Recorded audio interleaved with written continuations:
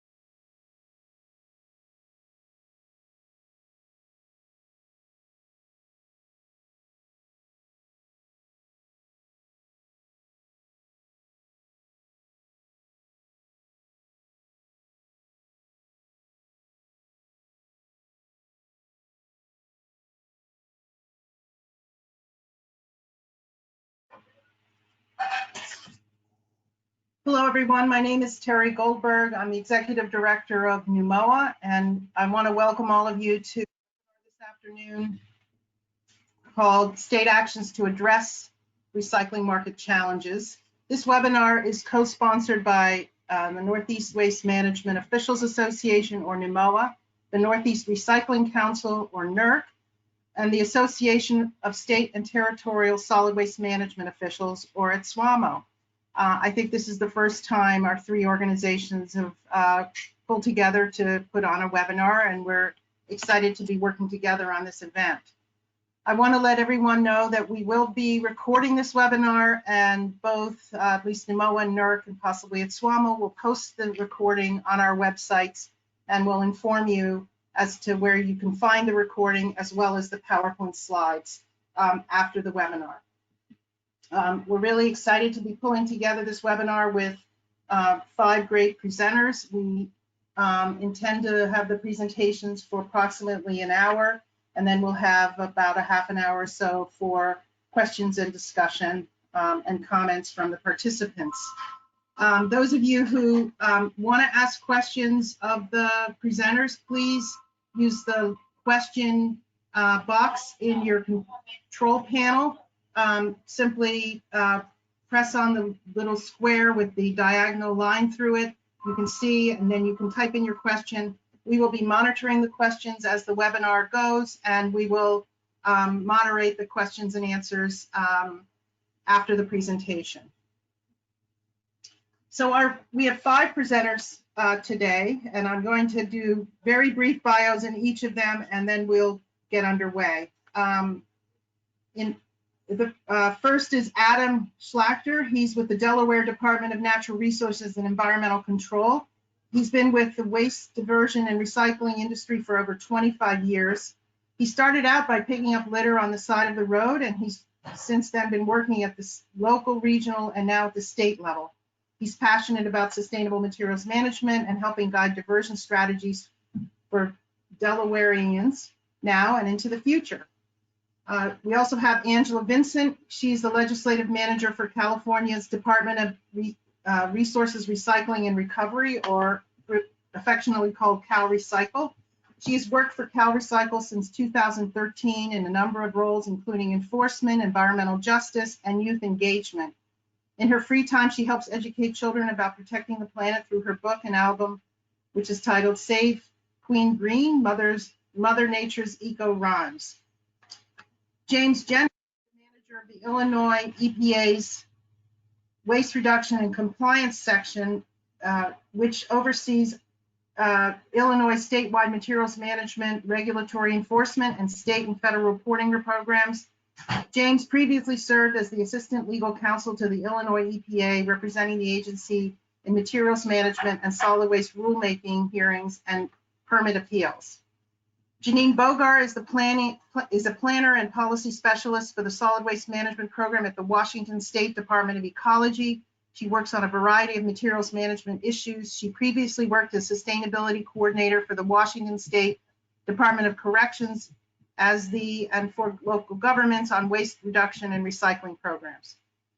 And finally, Jeremy Hooper works for the Tennessee Department of Environment and Conservation, Division of Solid Waste Management.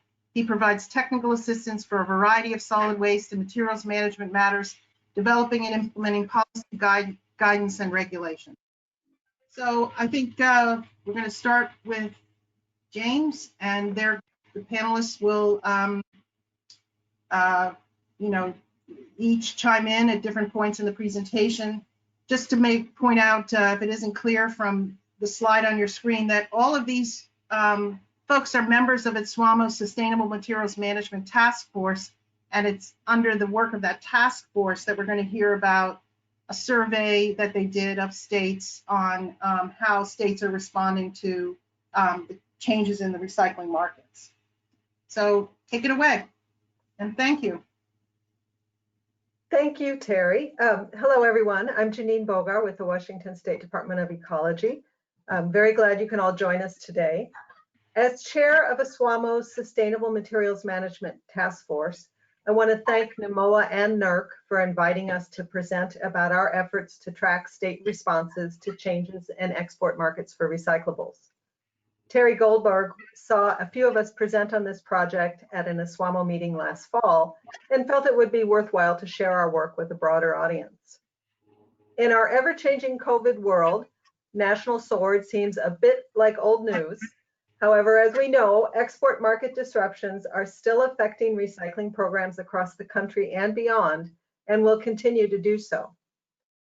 Note that the summary of results presented today are from the responses we received in 2019. No doubt there are some changes, as this is an evolving situation. We plan to track those changes and will be asking states for updated information soon. But today we are very pleased to share our work so far, and again, we greatly appreciate this opportunity. We will all be taking turns in the presentation, and first up is Angela. Thank you, Janine. Again, my name is Angela Vinson, and I work for California's Department of Resources Recycling and Recovery, known as CalRecycle. And this presentation was developed by our task force within NEWMOA, the Association of State and Territorial Solid Waste Management Officials. NEWMOA's mission is to enhance the work at the state level on solid waste and recycling and affect national policies on sustainable materials management. My fellow presenters and I are volunteers for the NEWMOA Task Force on Sustainable Materials Management, which is comprised of one member from each of the 10 US EPA regions. And in October of this year, there will be an open seat on our task force for Region 6. If you are interested in learning more, feel free to reach out to one of us. Our emails will be on the last slide of the presentation, or you can visit the NEWMOA website for more information about participation in the task force. Next slide. As Janine mentioned, though today we are here to talk about state actions in response to National Sword, we would be remiss not to at least acknowledge the impacts that COVID-19 has had on the solid waste and recycling industry. NEWMOA has developed a list of resources from organizations, states, and from the national level and from industry to address issues specific to waste and recycling. You can see those resources at the link on the slide there. Next slide. I'm assuming most of the attendees today are well aware of China's national sword policy and other global import restrictions on recyclable material. With China's national sword policy, there were strict contamination limits on recyclable material, which effectively banned tons of material from being imported into their country from the US and around the world. Historically, many states had relied on export markets to manage recyclables. And since China's national sword policy, many other countries have followed suit by instituting their own policies to stem the tide of dirty recyclables coming into their borders. And these policies were largely an effort by these countries to clean up their own environment and manage the material coming into their country. So it's important to note that China did not create the recycling crisis we face now, but rather revealed it. Next slide. So a SWAMO Sustainable Materials Management Task Force set out to assess what states were doing to respond to China's national sword policy and the corresponding impacts to recycling markets. We are all aware of the myth of recycling, right? That virtually everything is technically recyclable, but what dictates whether something is actually recycled depends on if there was a market for it, if there was someone willing to pay for that material and make it into a new product. So as all of these global markets closed, states and municipalities had to adjust. And so the purpose of compiling state responses is to provide examples and case studies across the US to help state programs navigate this new recycling landscape. And with that, Jeremy, I will kick it to you. Thanks, Angela, and hi again, everybody. My name is Jeremy Hooper. I'm with the Tennessee Department of Environment and Conservation, Division of Solid Waste Management. So as Angela said, we're seeking out information about how states and territories are responding to these actions taken by the countries such as China. So what's in this? How did we do this? So we sent out a survey to representatives of all the states and territories and asked them how they were responding to various things, including China's market shutdown. So what did we ask about? We asked about 8 categories that you see listed here. Within those 8 categories, we looked at 47 actions within them. So the 8 categories are broad, so regulatory, compliance, program changes, research, stakeholder work, outreach, market development, fees, and cost. With underneath each of those categories are specific actions that we looked at, as I said, 47 of those, and we looked at them from both a state and local perspective. And so as we move through this slideshow, you'll see tables that show those actions, what they were, the ones we asked about, and how many states or local governments, organizations took those actions. So we organized this in a spreadsheet, as well as produced some maps that we'll show you here shortly. Both of those are available on our website. So the matrix link and the website is at the bottom of this slide and will be shown throughout this. But so when you do open that up, you'll see that it's organized by state, by region. We have notes that sort of delved into the details of these actions by state, by action. And as I said, we have the maps and context. We heard back from most, and as Janine said, this is the results from our 2019 asks. So undoubtedly some things have likely changed, and we will be asking for updates in 2020. So we'll see how that changed, and we'll track it and be able to show it with you. And I should also mention that there's a lot of overlap amongst these categories. So as we go through some case studies and examples of how people responded, you'll notice there are overlaps between these categories to where the actions could fit in either one of them.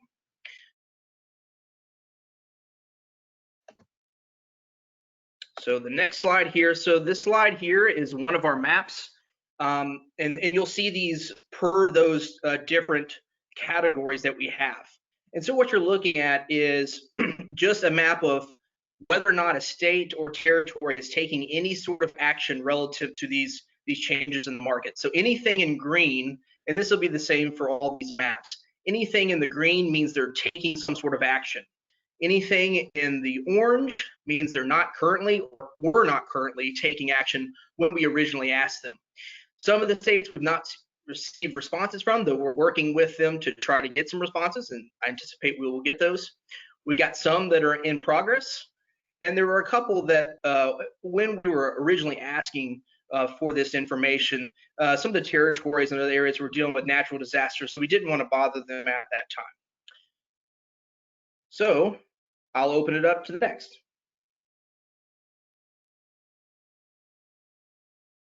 Hi, everyone. This is James Jennings.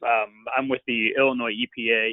And as Jeremy's maps illustrated, one of the things that was really interesting in how this was presented to us was the number of responses we got. I'm sure that in all of your individual careers, you do a lot of outreach and you're hoping for a 15 to 20% response rate. We saw responses from almost everyone. And one of the first things that triggered some of our group's interest was how little compliance really played into state and local responses to individual or to the China sword issues. This was, as Jeremy had indicated, a survey from 2019. And so these figures don't necessarily reflect any pullback that may have occurred because of the response to COVID-19. And as US EPA and many other states exercised enforcement discretion during that 3 to 5 month window following some of these shelter-in-place orders. But as of last year, at least, this was the state of the responsive jurisdictions. And what we saw across the country was really a pretty diverse roster of potential opportunities.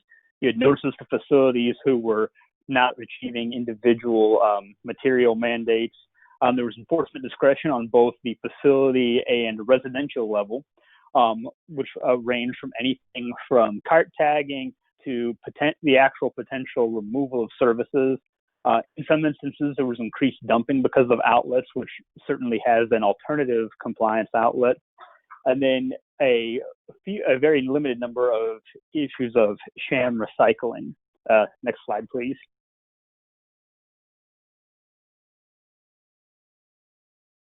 And so one of the things that was very fascinating about this is that there wasn't really a significant degree of geographic homogeneity for these compliance efforts. As you can see from the map, there were, in 2019, efforts undertaken in a wide variety of areas, Southwest New England, the West Coast, the Mountain West, which didn't really illustrate any kind of overlap jurisdiction to jurisdiction. It seemed that, like we're all struggling in responding to this, each state or each local government found their own way to try to weave some of their compliance tools into attempting to maximize the quality of recyclables that were ultimately coming through their facilities.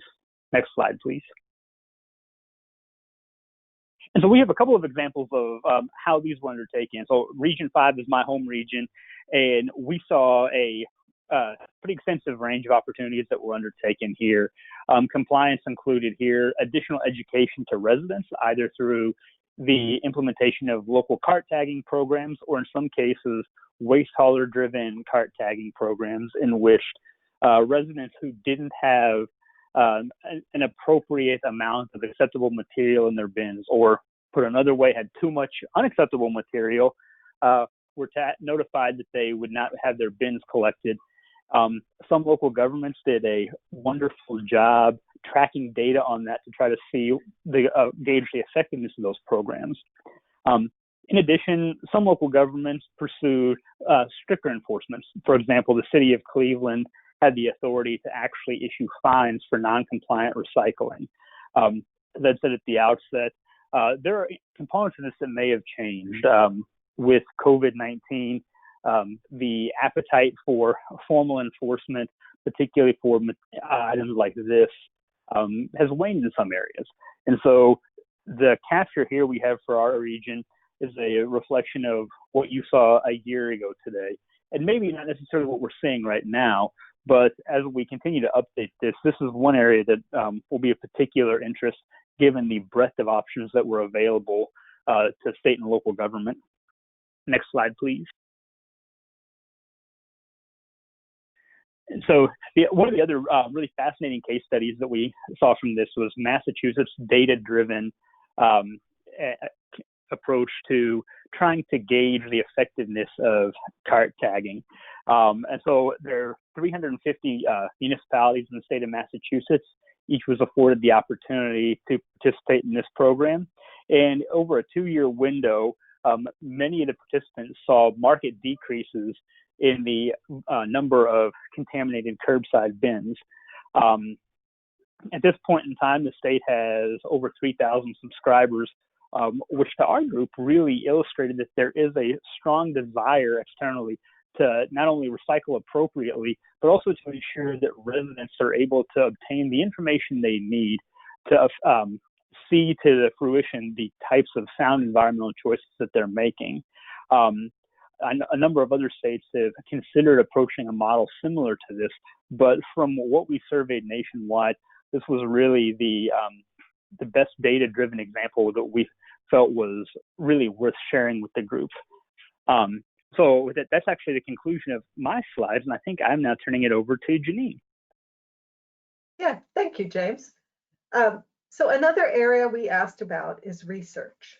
We asked states if they or their local governments were researching collection models, what materials to recycle, governance and funding models, markets, or any other research topics. You can see from this summary table that all of these topics are being researched by at least a few states or locals, but that markets are the most commonly researched topic. Next slide, please. And here's a visual look at who is conducting any or all of the research actions by either states or locals. You can see that research work is spread out fairly evenly across the country. Determining a scope of work, soliciting proposals, hiring consultants, and actually doing the research all takes time. A wealth of information has already been gathered by some states, and more work is underway by others, and I have an example of each. So next slide, please. My first example is Oregon. The Department of Environmental Quality and their partners are working together to modernize Oregon's recycling system, which was heavily disrupted by export market restrictions. They are collaborating through a recycling steering committee to identify what a future recycling system should look like. As part of this process, they have defined the key functions they want in a recycling system. The goals of their work are to optimize environmental benefits of recycling from a life cycle perspective, to create a recycling system that is resilient to future changes, and to create a recycling system that will engender public trust and engagement. They're using two different consultant teams with guidance by the steering committee to perform in-depth research on infrastructure and materials, that's one consultant team, and on legal and relational frameworks, that's the second consultant team. They're answering questions such as, what materials should be the focus for recycling? What methods and facilities are needed to collect, sort, and process those materials for market? And what changes in laws and policies are needed to support a modernized recycling system? They've done significant research so far, and reports as well as the process details are available on their website. They're now drafting recommendations to be considered for their 2021 legislative session. And later, they plan to research how best to educate and guide residents and businesses on recycling correctly. Next slide, please. My next example is New York. The Department of Environmental Conservation is entering into several memorandums of understanding with state universities for research projects to address recycling issues and other sustainable material management strategies. This is a unique collaboration between the department and university research partners and will optimize efficiency.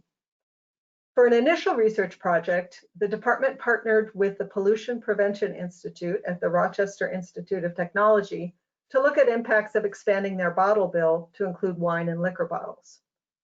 For the MOUs currently in the works, projects they've identified include contamination assessment of recyclables, assessments of markets and processing for plastics, alternatives to plastics, alternative processing of fibers such as composting, and behavioral science on outreach and education as it relates to recycling and waste reduction. They may also have other MOUs developed in the future to focus on materials of concern, and they are considering the development of a New York Center for Sustainable Materials Management. It would serve as a hub for cutting-edge research and technology to address waste reduction and recycling initiatives and to bolster recycling markets in the state. These will be multi-year projects, of course, lots of work here. The topics came out of stakeholder meetings focused on impacts of the national sword and other trade policies. The DEC crafted the research projects to help address the main concerns that were expressed by the recycling community. And they plan to use the findings to increase understanding of problems and identify solutions that support the state's goals of reducing waste generation and increasing waste diversion to reach a circular economy. And now on to Adam. Thanks so much, Janine. Hi, everyone, and good afternoon. I'm Adam Schlachter, and I work with the Delaware Department of Natural Resources and Environmental Control, or as we fondly call it, DENREC. So as you can see from the table, and not surprising, there have been a lot of responses from states and local governments around outreach and education. The main focus that we looked at was on contamination and responses to contamination. And this was mainly in an effort to ensure material can continue to go to market rather than winding up in the landfill. Additionally, several states have focused on the fact that while China has stopped taking material, there are still strong domestic markets that need what our programs produce, and they've worked that into their outreach and education efforts. Next slide, please. Again, from this map, you can see the majority of states are taking some type of action, whether that's spearheading an existing campaign or a new campaign, or supporting other outreach and education campaigns, either at the local level or again, helping to expand what was already happening. Next slide, please. So similar, we found a lot of great examples. And one of the great things that we did find in our research is that the campaigns being developed or collaborated on or supported at the state level all seem to have very similar or the same taglines, such as recycle right or recycle smart. Basically encouraging participants to understand the correct items to actually put in their program and hopefully reduce both contamination and wish cycling. These campaigns all had similar elements, and that includes things like media advertising for traditional media sources, posters, mailers, newspaper campaigns, as well as a focus on social and online media tools, which we know are fairly effective and quite measurable. In addition, clearer signs or signage was created to help make sure messages were similar and able to be understood, as well as more simplistic and direct messaging. Again, all of this was in an effort to help reduce confusion and to make sure that the right material continued to go to market. Next slide, please. So New Jersey took a little bit of a different approach and sort of expanded on what they were doing. We thought this was a great case study because they decided to use an app-based approach as a main source of outreach. And so they partnered with Recycle Coach. And so for those who don't know, Recycle Coach is a multifaceted app that you can download or users can download to their phones. And it gives a lot of information, including schedules for pickup, what is and is not recyclable in your program, and any other information that the municipalities want to push out to the users. And one of the unique things about New Jersey is that there's a lot of different programs because municipalities have a lot of direct control over what happens. So the Recycle Coach app definitely helped to provide a clearer messaging opportunity and make sure that the correct or right recycling information goes directly to users. And as you can see from the results with the number of times the app was downloaded, as well as the monthly interactions, they've been seeing a lot of success with this, this endeavor. And this supports their other statewide marketing efforts, which include a lot of the similar elements that were represented on the prior slide. And at this point, I will now pass it back to Angela for continued updates. Thank you, Adam. Many states reported changes to their recycling programs at the local level. As you can see in this table here, 20 states reported that certain recyclable materials were removed from local programs. 17 states reported that recycling programs stopped altogether. And 17 states reported that recyclable material was sent to landfill because there were no markets. Other program changes we asked states about were changes from single to dual stream collection systems, cart tagging, creation of best management practices, and pickup refusals. Next slide. And this map shows pretty much a majority of states identified some sort of change to their recycling programs in response to National Sword. Next slide. Here we have a few examples of program changes from the Midwest. In Illinois, there were 3 broad categories of changes to recycling programs throughout the state: service cessation, service limitation, and material limitations. The Keep Northern Illinois Beautiful article showcases some of these program changes. They ended up closing one of their recycling centers and stopped accepting plastic, paper, and glass at another facility. In another area of Illinois, curbside recycling completely stopped because of contamination issues and costs. And the third article on the bottom left of the slide is more of a positive program change from Region 5. This is an example of a recycler in Michigan that enhanced their on-site infrastructure to more precisely sort materials. They were granted some grant funding from the state to update their facility. And this type of response is relatively rare within Region 5, but serves as a good example of a more positive reaction to the current situation. Next slide. So here is an example of a program change at the local level in Northern California.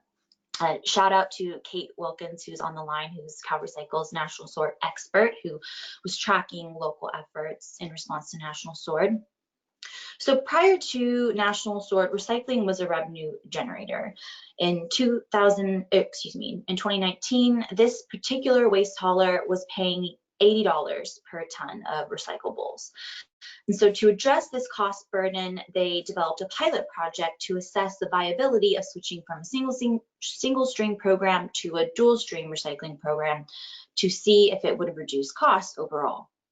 Single stream recycling, I'm sure we're all familiar with, is where we have one blue bin for all recyclables. Dual stream recycling typically separates paper and cardboard from all other recyclables like aluminum cans and plastic containers.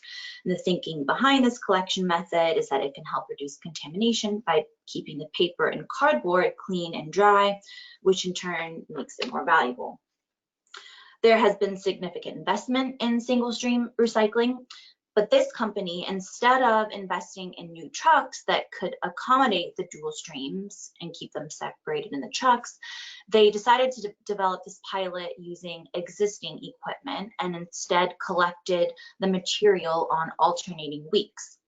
One week they picked up paper, the next week they picked up the containers and other recyclables.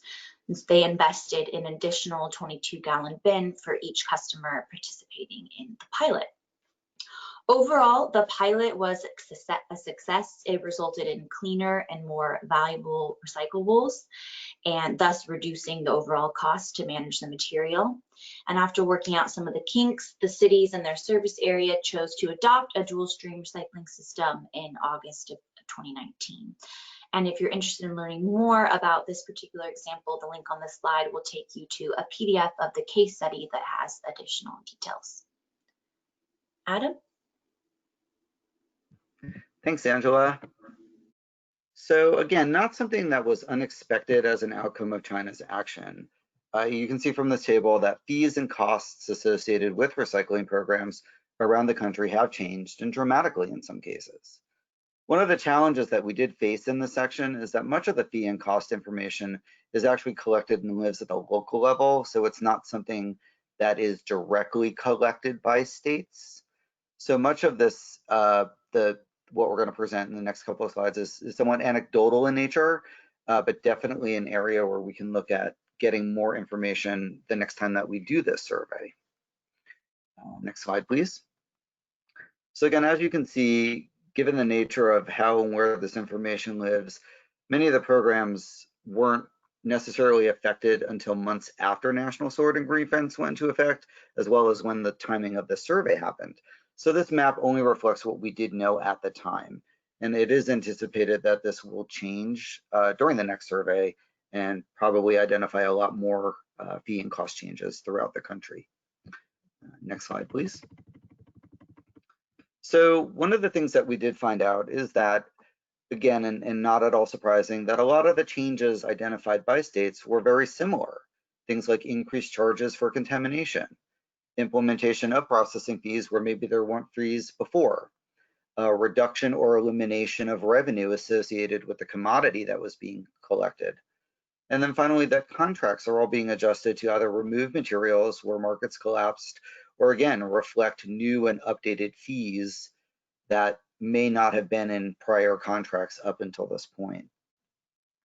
So one of the things that we did find out, which was pretty positive, is that in most cases where programs didn't necessarily do major changes to the materials that they accepted, we understand that they are continuing to operate the same. So even though there may have been an increased cost to the program itself because of some of the things outlined above, there was a concerted effort to keep recycling happening the same way that it was. So that is good to know. And again, we imagine that many of the participants in this webinar are or have faced some of the problems that are outlined on the slide. Next slide, please.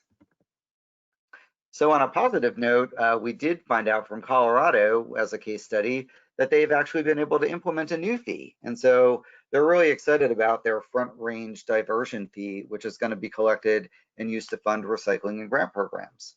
So this fee is a new fee, and it's in addition to their existing statewide recycling resources economic opportunity program, which was an original fee program that they had.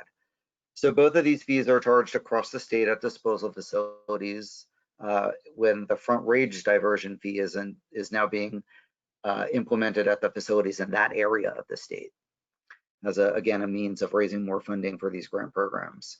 And so based on their current projections that they were able to provide to us, they anticipate that the front range waste diversion fee program will generate approximately $80 million over the next 10 years. So that's a really exciting development coming out of Colorado, and something that might be replicable in other states. And at this point, I will turn it back over to Janine. Thank you, Adam. Who is taking regulatory actions to address the export impacts? That's another area we asked about. Regulatory actions include updating rules, introducing bills, amending or passing new laws, and other regulatory changes. You see here, not as many locations are taking regulatory action compared to some of the other actions we've looked at, such as outreach. And most of the regulatory action is being done on the state level, and the most common action is introducing bills. Next slide. And here's a visual look at who is taking regulatory action. The actions seem to be somewhat centered on the coasts. As many of you probably know, the wheels of government can turn slowly, and regulatory actions by nature take time. So this is an area that may continue to see more attention as time goes on. And indeed, we're seeing now lots of federal attention on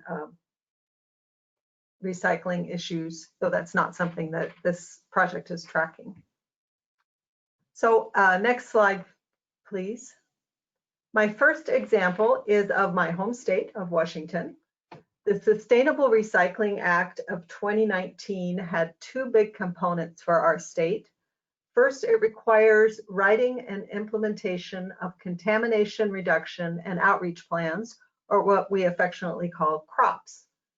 These are required for both the state and for local governments with more than 25,000 population. The CROPs are to identify contaminants and work on ways to reduce them, including with outreach about recycling right. Local governments can use the state CROP or write their own, and currently staff are completing the state CROP as well as guidance for the local governments who want to write their own. They're creating some exciting tools and resources in this process, along with a lot of puns, such as the crop is not quite ready to harvest, but will be soon. Secondly, the Sustainable Recycling Act created the Recycling Development Center. The purpose of the center is to research and develop markets for recycled commodities and products. It's located within the Department of Ecology. We have 2 staff right now. It also requires engagement by the State Department of Commerce, and we have an interagency agreement underway with them. And then the center also has a 14-member public-private advisory board. The membership is stipulated in law and includes packaging manufacturers and universities, as well as the more traditional membership of collectors, processors, and local governments. So it has a really broad member spectrum, which I think is very beneficial. The center's work plan is underway. Unfortunately, right now our state is undergoing contract freezing and hiring freezing, so that's slowing down progress a little bit, but we're still making good progress. And then in 2019, we also had a plastics packaging study bill pass. This bill started out as an extended producer responsibility bill specifically for plastics. It evolved into a study bill to research the amounts of plastic packaging in the state, how that packaging is currently being managed, options for using more recycled content, and options to increase recycling, including looking at an EPR model. The study is currently underway. Some of the elements are complete and online, and others are pending. And recommendations are due to the legislature by October of this, end of October of this year. Next slide, please. My second example is of Florida. House Bill 73, addressing recycling contamination in residential recycling programs, was just signed into law by the governor. Despite what my slide says, it says it was probably going to be signed. It was. The third time is the charm, as this was the third effort to pass the bill. The first two tries, the bill had unrelated amendments that held it up, but this bill removed those amendments of concern and it passed unanimously. The new law requires that recycling contamination must be addressed in recycling contracts between municipalities and haulers and in contracts between municipalities and MRFs. It allows that haulers are not required to transport contaminated materials and MRFs aren't required to process them. So any contracts executed or renewed after October of this year must define contaminated recyclable material as appropriate for the local community. It must include strategies and obligations for the parties to reduce the amount of contaminated recyclables. It needs to create procedures for identifying, documenting, managing, and rejecting contaminated recyclable materials, as well as authorizing ways to deal with the contaminated containers. And it must provide education and enforcement measures for collection contracts. This Florida recycling contamination law is the first of its kind. Some recycling organizations were concerned that it could lead to increased disposal of contaminated recyclable materials, but supporters believe the bill is going to help both recyclers and local governments come up with plans on how to better address recycling contamination. And now on to Jeremy.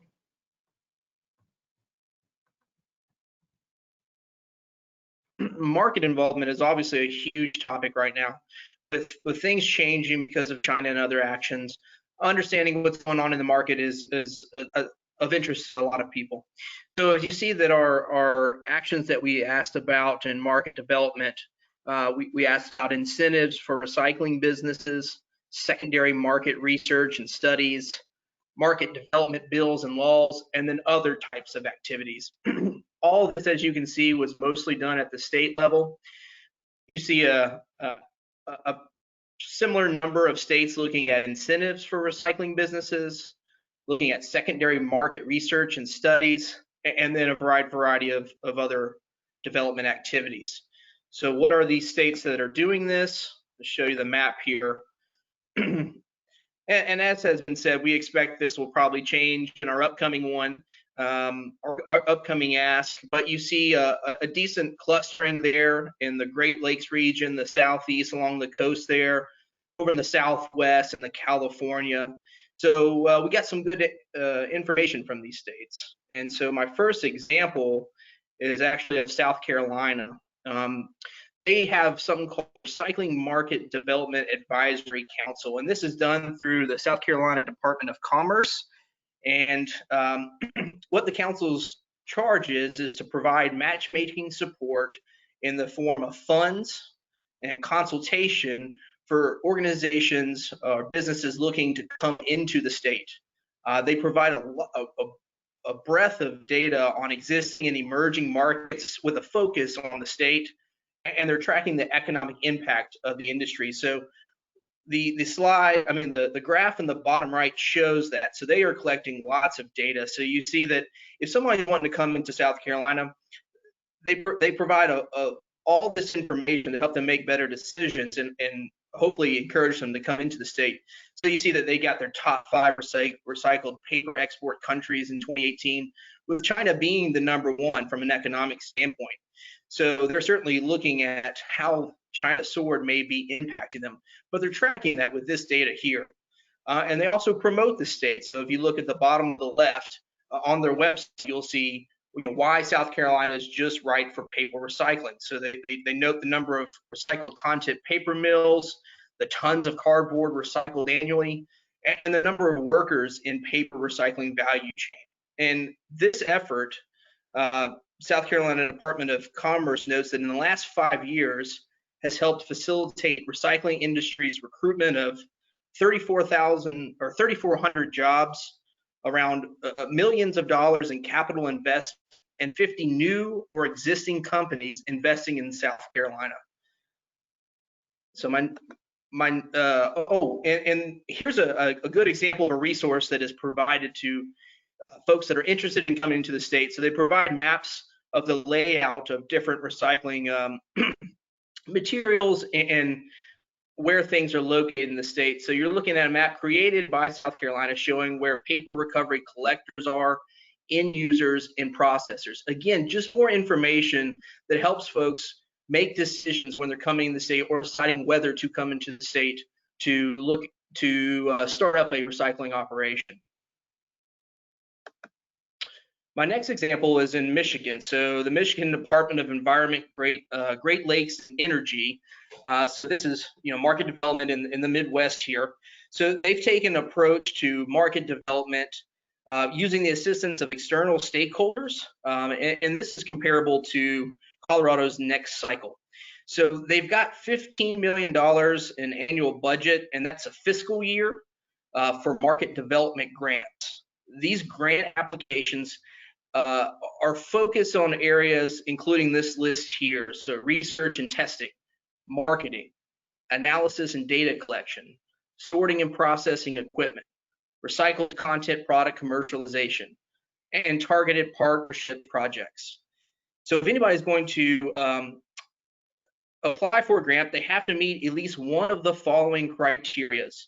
So there are 3 criteria, and you have to meet at least one of these. One is you have to either create new or expand an existing recycling market, or your grant, your effort would undertake actions to stimulate the demand for recycled products or products with recycled content, or you could support organizations that manufacture, market, and use recycled content products. So awards range from anywhere to $50,000 to $400,000. And we'll be looking at how this progresses and what comes of these grants in the future. So now I'll turn it over for stakeholder work. Okay, and this is James Jennings again. So as you'd expect, stakeholder work was really the umbrella under which many of these other elements fell. I mean, one of the realities in which we all operate is that we all bring a certain matter of subject matter expertise to the table, but certainly not any of us individually monopolize that. This was one of the most frequently utilized tools nationwide. I think that's really a testament of the fact that as state officials, it's one of the most commonly utilized tools in our toolbox, and so we naturally have a high degree of comfort with it. Next slide, please.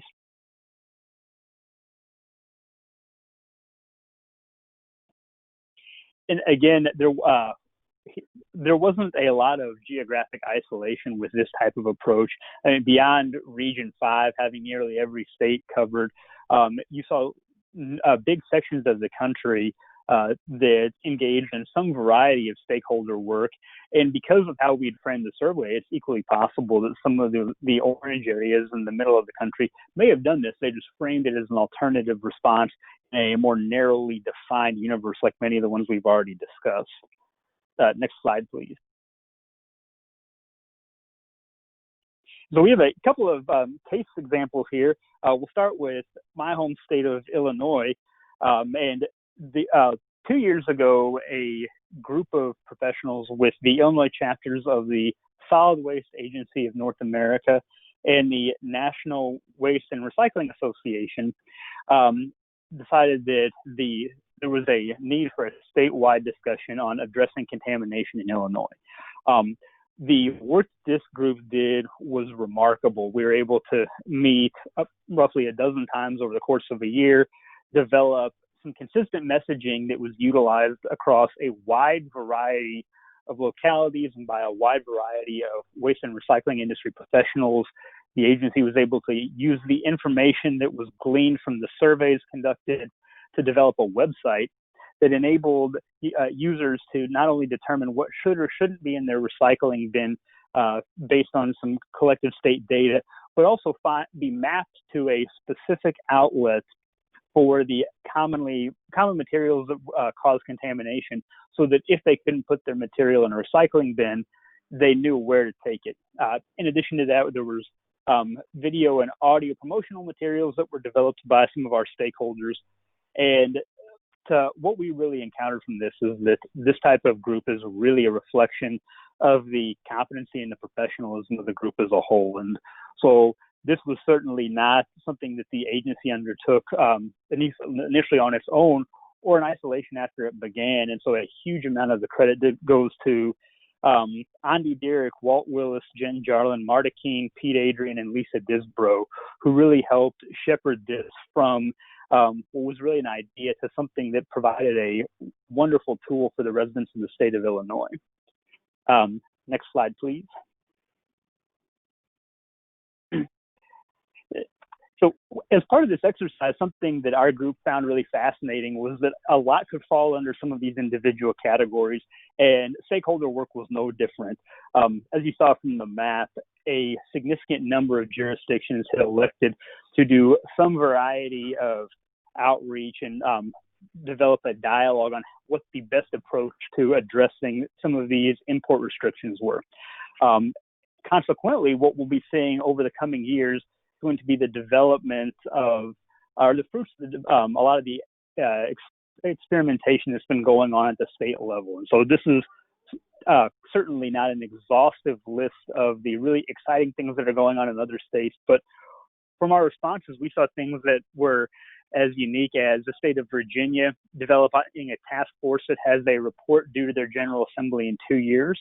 That report will outline recommendations on how to minimize recycling contamination and ensure that there's a domestic availability of markets that wouldn't be necessarily impacted by some of those import restrictions.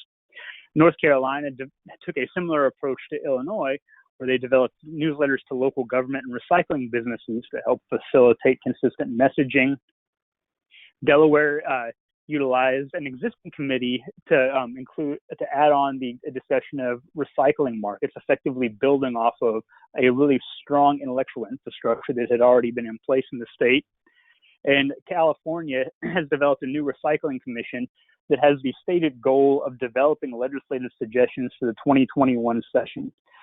So nationally, there are a lot of discussions being had, and one of the really beneficial elements of having the type of conversation we've had as part of SWAMO is that we've developed tools to allow the SWAMO membership to circulate information. And so that if there is something that is being tried in a jurisdiction, each state should be the beneficiary of sharing that information so that we're not repeating mistakes that others have made.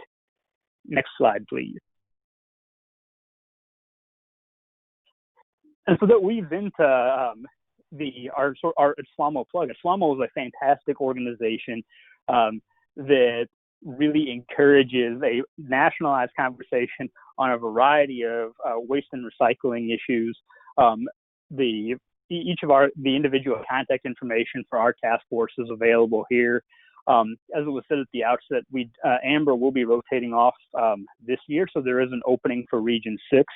But the absence of an opening certainly shouldn't be read as a need to not participate. Contact your regional rep if you have any questions about what was included in the map, if there's anything that needs to be updated, if you want more particular information. The matrix that we pulled together is a consolidation of a lot of additional data points. And so certainly in an hour, we couldn't capture everything. But if you have additional questions, any of us would be happy to help out, because we really view this as a springboard to helping address some of the very real problems facing states and how we handle recycling going forward. Next slide, please. So I will turn it over to Janine to wrap it up. Thank you, James. And thank you, everyone, for listening in today on our project to assess state responses to market changes. And we're ready here to take questions. Great. And this is Lynn Rubinstein, Executive Director of the Northeast Recycling Council, NERC. Thank you to our speakers for fabulous and fascinating presentation. We've had several questions, and Terry and I organized a lot of webinars together, and she will not be surprised to know that the #1 question was, will you be posting a recording and the slides? And the answer is yes.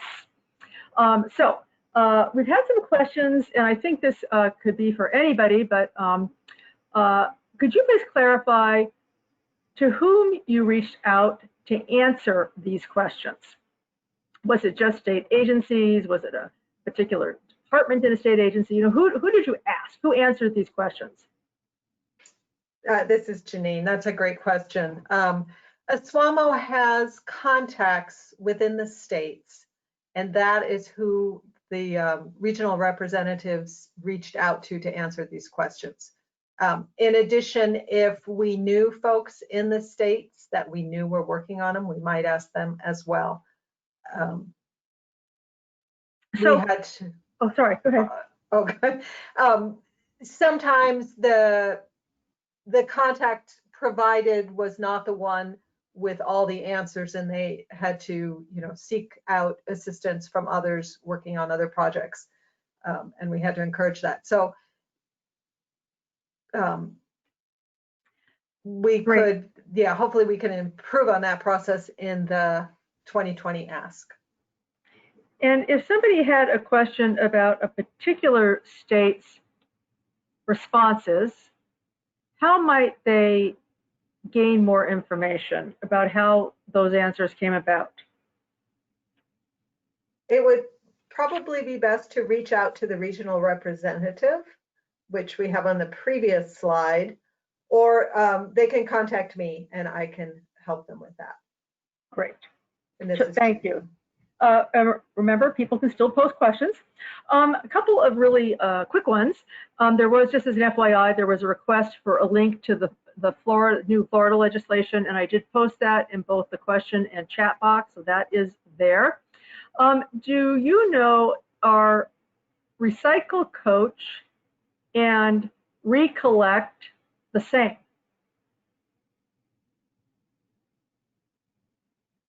So I can answer that question. They are not. They are two different companies that have two different sets of software. Recollect is, I believe, part of Retrack now, but I could be wrong on that. Okay, thanks, Adam. Yeah, they're not the same. And I don't know, because I was reading the questions, who stated this, but we have a question about which municipality was it that did the single stream case study and participation? Excuse me, the dual stream case study. I think that's referring to Angela's case study. Yes, what was the question? Where was that located? What is the name of the city that undertook the study, the dual stream study? It was in Mill Valley in Northern California. I can look up the specific cities that are around that area in Marin County, I believe. Great. Thanks. So we had a general sort of perhaps philosophical question. Do you think extended producer responsibility legislation and circular economy bills will significantly reduce the burdens on recycling facilities and ecosystems? If so, as if that wasn't a big enough question, what are the main barriers to passing such legislation? This is Janine. I'll start and I'll welcome any of my cohorts to chime in as well. I think the current recycling system is broken, and without significant changes and some new participants, we're not going to be able to fix it. We're not going to go back to the day where commodity prices helped fund the system. We know that extended producer responsibility models exist in many, many other countries, and numerous states are looking at them here. So they seem to be more involvement by producers, by new players seem to be needed, and they seem to work well in the countries they are in. So, and they seem to work well as also for the specific products we have them for in this country, such as electronics. Barriers include barriers to change. Yes. We're used to certain ways to doing things, and it's hard to change that up, both for our recycling collectors, the producers, and for the local governments who operate many of our recycling programs across the country. Thank you. Anybody else from the panel want to contribute to that response?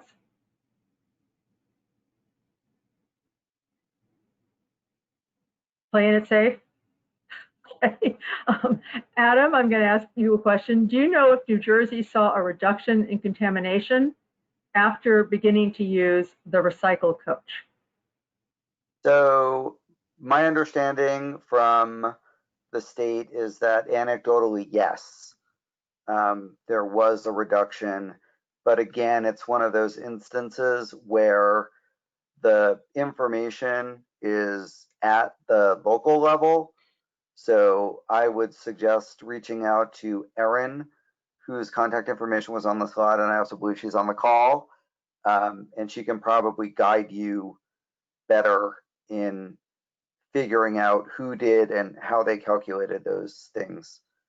You can make sure it's going to get. Unless Erin wants to send us an answer separately that we can share. Hint to Erin.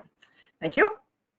Now we've had some questions about all of these incredible programs that you've been highlighting. So is there a repository of best practices from these outcomes, resources that people could dig a little bit more deeply into? That would be great.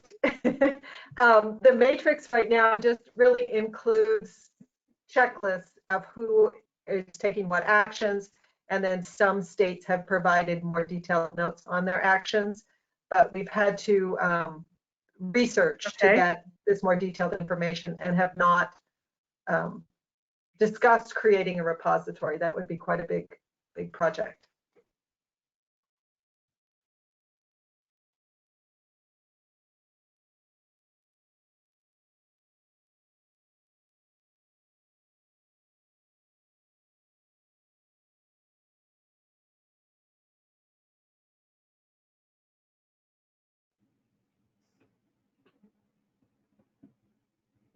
Lynn, did we lose your audio? Go ahead. No, can you hear me? Now I can. Yeah. Okay, good.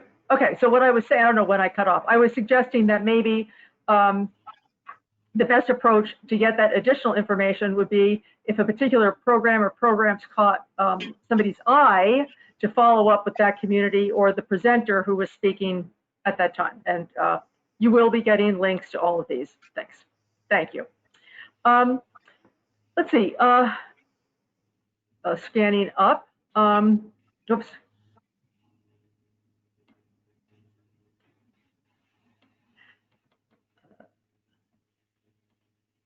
So we have a couple of questions that are kind of strongly worded about markets and concerns about why some communities are telling people to continue to accept 3 through 7 when there is limited recycling capacity or processing capacity in the United States. And this viewer's, not me, the person who posted the questions, impression was that you were indicating that the fact that municipal recycling programs were becoming more expensive was a positive. So I'm putting those together because they both seem to be very specifically related to how municipal recycling programs operate.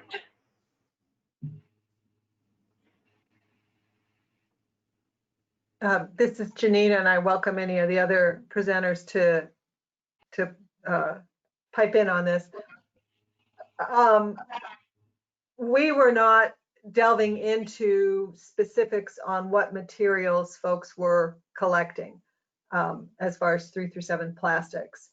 And I know some of the work being done to look at materials, resetting recycling, research is focused on these items as problematic. But no, we made no proposals on what should be done with them. And I don't recall saying that increasing costs was a good thing or a benefit as well. I'm not sure what that comment relates to. Janine, this is Adam, and that might have gone back to something that I said in the fees and costs section.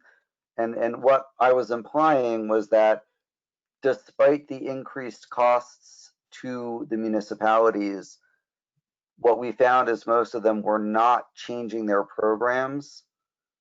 So I'm wondering if that might have been misinterpreted as costs, increasing costs are a positive. But what it was that they were maintaining the services that they have been offering to their communities, despite the fact that the cost on the back end has increased. So I'm not sure if that is what was interpreted to mean that, but that's what I was implying in what I was saying. Thanks, guys. A change in direction, perhaps. And I think this question might have been specifically related to the Massachusetts example that was shared. How do you assess statewide contamination when these are local programs?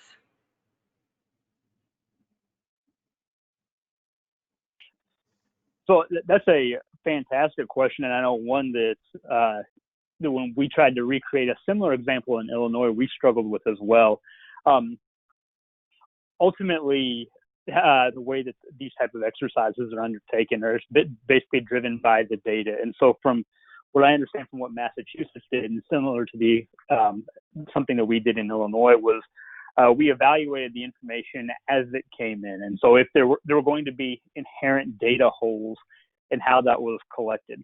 And for at least those two jurisdictions, the reporting information was just what came in the door. There wasn't necessarily any kind of additional qualifier to that.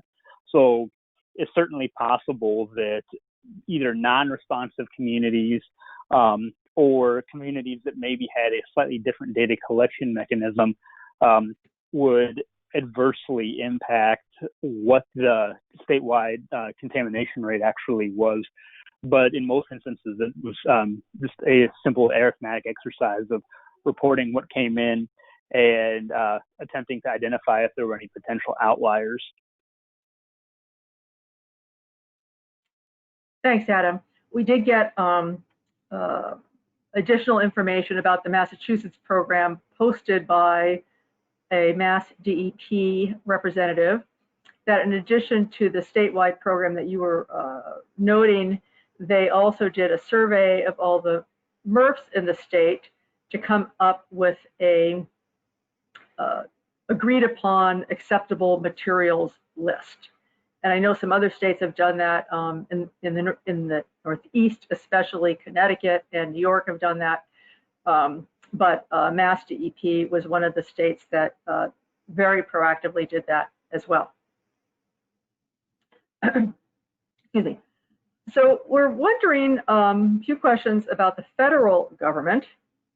I know you guys are not the federal government, but what do we see that the federal government might be able to do to support state efforts? So this is Janine, and EPA has been working on strategies and frameworks, starting with America Recycles Day in 2018. They formulated some working groups that had a lot of industry members, some state and a few local members. They came up with a framework for action, which is available online. And I believe now they're working on a strategy that is to be done in September of this year. So folks may want to reach out to their regional EPA members and see if they can get a copy of that and provide input on that. But they're looking at markets and infrastructure, outreach, measurement, all areas that I think we all recognize are places where we need work. Right. There was also a question specifically about data needs that the federal government can support.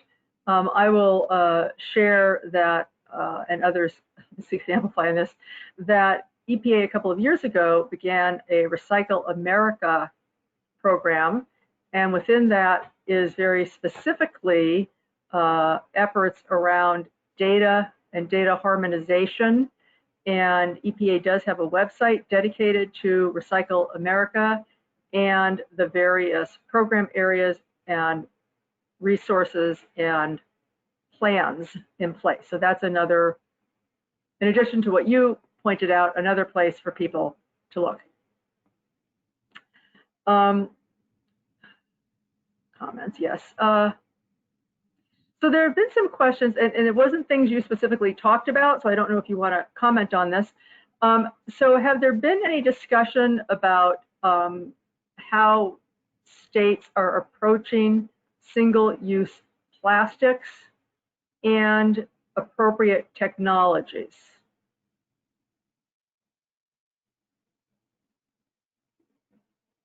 Now, those discussions were not part of this project. There may be individual states looking at that. Yeah. Let's see.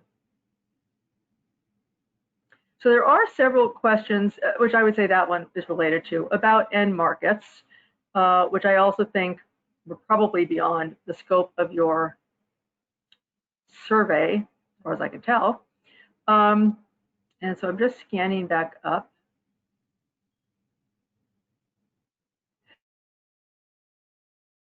As state representatives, each of you, or representatives of your states, do you have any thoughts about the proposed federal legislation, especially the Break Free from Plastic Pollution Act, and how that might benefit states?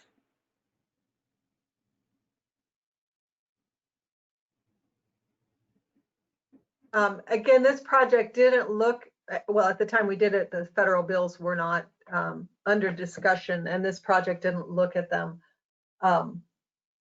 I'm not aware of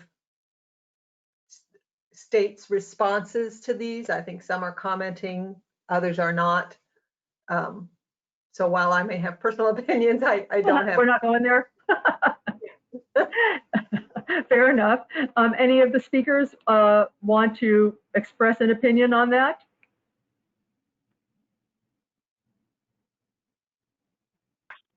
This is James. I want to preface this with that this is not a personal opinion. This is more of a reflection of the information that we heard back as part of our responses. And one of the pieces of information that we had come through anecdotally was that, particularly with some of the states that had basically municipalities like Chicago, where you were adjacent to multiple other states, was that there may be some benefit to having some nationally standardized requirements so that you're not having individual organizations market shop. That was provided by a couple of states primarily as commentary to some of the questions that we had. So it does seem like from those, there may be an appetite in some states to embrace a nationalization of some of these requirements. But yeah, as Janine said, I don't think that we delved too far into that as part of the overall survey. Okay, thank you. Colorado shares with us that they recently passed a bill, Senate Bill 20-55, to structure guidance to create a recycling market development center. So this is in addition to the great work they're doing that was called out in the presentations.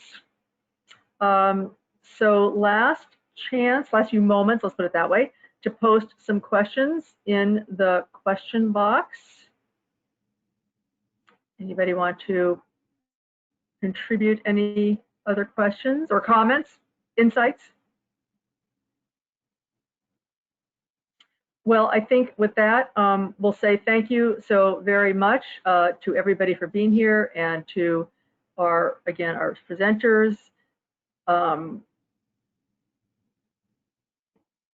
And I was pausing. And Terry, I don't know, do you want to mention some of our upcoming webinars? Sure. There is one other question that just got posted, Lynn, on retail take back of plastic bag programs, good or bad for markets. Again, this is sort of outside of the scope of this survey, but I didn't know if folks wanted to mention that, talk about that a little bit.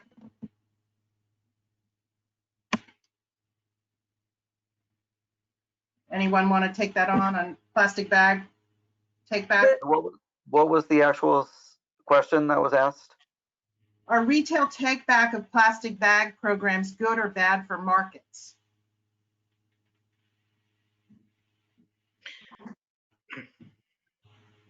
I mean, I would say that there are existing markets that are hungry for that material. Okay. And this is Janine. I would add, we don't want it going to the MRF. So having separate take back options, I believe are a good thing. There is a comment, take back bins don't exist in California now, not legally required, no processing capacity. So it is disposed. So that's just a comment on plastic bag collection in California. So this is Lynn, and Terry, I'm sure would echo me on this as probably the speakers. Some of the questions I haven't been asking that are commenting about markets and whatnot. Markets are different in different parts of the country. So, for example, in the Northeast, we have 3 through 7 markets. We have processing capacity for LDPE. California is in a very different position. I'm using those as 2 extremes. So you'll find that around the country, things that may seem like they don't make sense to you because of where you are, in fact, make sense elsewhere in the country.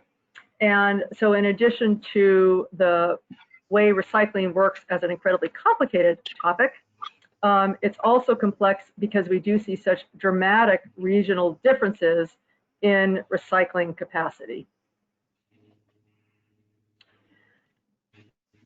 So, thanks. Sure. Terry, do you want to say anything about our upcoming programs? Sure. We have one upcoming program. Speaking of, well, somebody made a comment about organics. We do have a program on August 5th, taking place at 2 o'clock Eastern Time on teaching practical strategies for reducing wasted food through community events.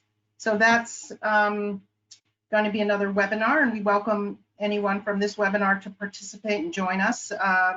If you don't have the information about that, you can certainly contact Lynn or I. My email address is tgoldberg@newmoa.org. That's another joint NEWMOA NERC webinar. Lynn, do you want to talk about the one in September? Sure. First, I'm going to do a pitch for the one I'm having tomorrow about the Government Recycling Demand Champion introduction webinar. But yes, on September 24th, NERC and NEWMOA are jointly hosting the first in a two-part series on mandates around minimum recycled content.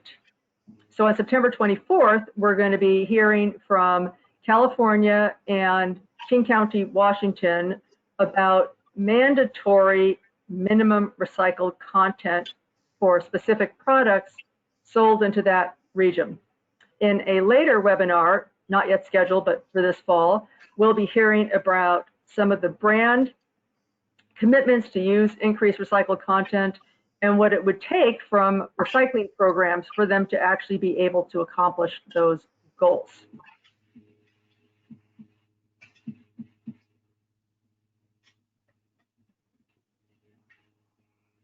Thanks, Lynn. Yeah. Go ahead. Oh, I was just going to say, so I don't think we have more questions that need to be discussed right now. So again, I'll say thank you. And Terry, any final words from you? No, I just want to thank all the speakers. I thought they did a great job today, and I really appreciated all the back and forth they were able to do. And I certainly appreciate all the questions and comments we heard from the participants. And hope everybody can take care, and wish everybody a good rest of the day. Thank you to everybody. Bye-bye. Bye-bye.